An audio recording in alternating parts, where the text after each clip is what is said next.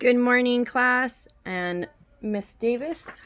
My name is Nancy, and I am going to go over my assignment for Miss Packard by Emily Mann.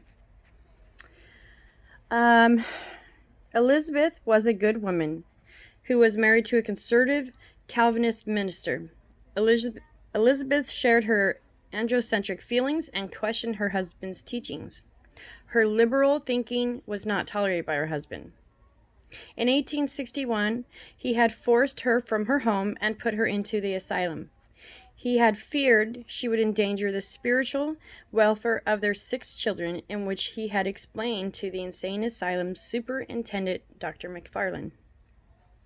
McFarland wanted Elizabeth to prove her citizenship so she could be returned back home. Yet, Elizabeth felt that just because of her spiritual feelings, she would be silenced and to do only as her husband says, forcing her own desire for her spiritual beliefs to never be talked about again.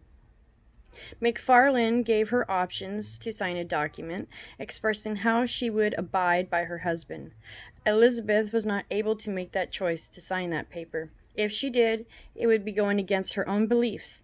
Miss Packard felt that she would be agreeing that her husband was right and that she was wrong.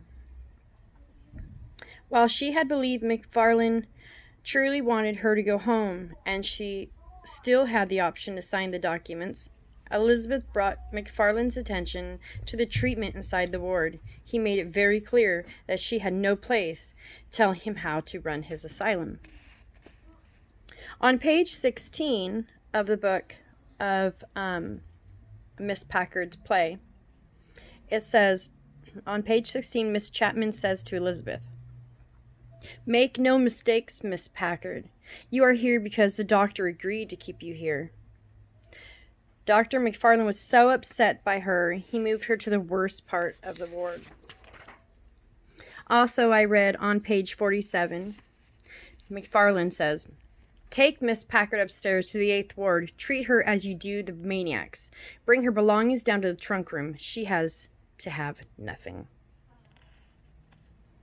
He took away what rights she had left and tried to strip her of the sanity that she was trying to hold on to. Not only did her husband throw her into a horrific place, but Dr. McFarland subordinated Elizabeth. Mr. Packard and Dr. McFarland were both men who had economic, social, political, and legal power. She had nothing. No rights. No say-so in anything. On page 59, Dr. McFarland says, "You have no right to set conditions to your husband for your release. Only I decide when and if you are to be released. You write to him, you must repent. You must be joking. Indeed not, my dear. You are the one who needs to repent, not him and not me. You daily prove to me that you are all that your husband represents you to be, and that he is an abused man, trouble-making, and profoundly disturbed wife who refuses the much-needed treatment offered her to get well. I believe, how could she ever know that the man she married would destroy her and take her freedom and her children away for speaking about her beliefs?" Their big difference was their spiritual difference, their belief in religion. As she's locked away, she thought that this doctor had a heart and believed in her rights to be free. The signature on the document in which she was not willing to sign kept her caged up. All because Elizabeth spoke her beliefs and said the truth without holding any facts. Because of that, she was abominated. These are my narratives and my feelings about the play, as there is so much more to be said, and it is a very sad and troublesome story. And I enjoyed it very much, and I hope you enjoyed my narrative and my description of the play. Thank you.